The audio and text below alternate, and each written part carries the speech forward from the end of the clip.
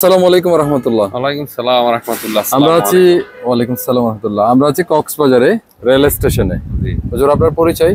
আমার পরিচয় আমি মোহাম্মদ নুরুজ্জামান। আমার হোম ডিস্ট্রিক্ট ভোলা, চরপেশন উপজেলা, কক্সবাজার মেডিসিন কোম্পানিতে জব করি মার্কেটিং এ। কক্সবাজারে আছেন? জি, এখানে আছি আমি। আচ্ছা, যাই হোক, আমি আপনার কাছে ছোট্ট একটা প্রশ্ন করব।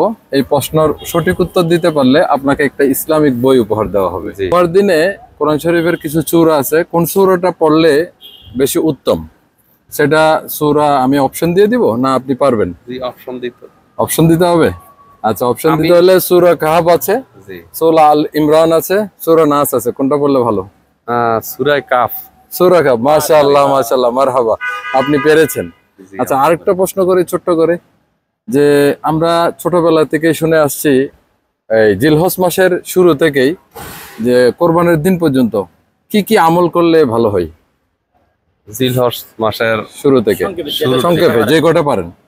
10টা আমল আছে। জি, আমাদের নফল ইবাদত বেশি বেশি করা, হ্যাঁ, তারপরে ফরজ তো আমরা 5 ওয়াক্ত ফরজ নামাজ জামাতের সাথে ইনশাআল্লাহ আদায় এটা করতে পড়বো, হবে। কিন্তু শারীরিক ভাবে কোনো কিছু কাটা এই সেই- শারীরিকভাবে আমাদের এই যে আপনার জিলহজ মাসের 10 দিন আগের থেকে আমাদের শরীরের লোম মানে পরিষ্কার পরিচ্ছন্নতা সেরে নেওয়া, ঈদের আগ পর্যন্ত না করা বলতে গেলে উত্তম। নখ কাটা, চুল নখ কাটা, কাটা, গোপ চুল কাটা, কাটা, গোপ কাটা, জি জি শরীরের অঙ্গ প্রত্যঙ্গ পরিষ্কার পরিচ্ছন্ন রাখা, জি, এই তো। জি ধন্যবাদ আপনাকে। আচ্ছা, আরেকটা সহজ প্রশ্ন আছে, যেমন কোরআনের সূরা কয়টা আছে? আমরা তো মুসলিম, এটা আমাদের জি, সবার কোরআনে জানাতে। 100 এটা একটু ভুল হয়েছে, 114টি সূরা। 114 সরি। আচ্ছা, আরেকটা সহজ, আমরা জীবনের প্রথম আরবি হরফ শিখি, আরবি হরফ কয়টা? আরবি হরফ 29টি। 29টি। মাশাআল্লাহ, মারহাবা। যাই হোক, আমাদের পক্ষ থেকে আপনার জন্য নাম কে লিখছে দেখেন, এই আল্লামা নাসিরউদ্দিন বলে দেন। এটা হচ্ছে তাকিয়া আল্লামা নাসিরউদ্দিন আলবানী রহমতুল্লাহ আলাইহি।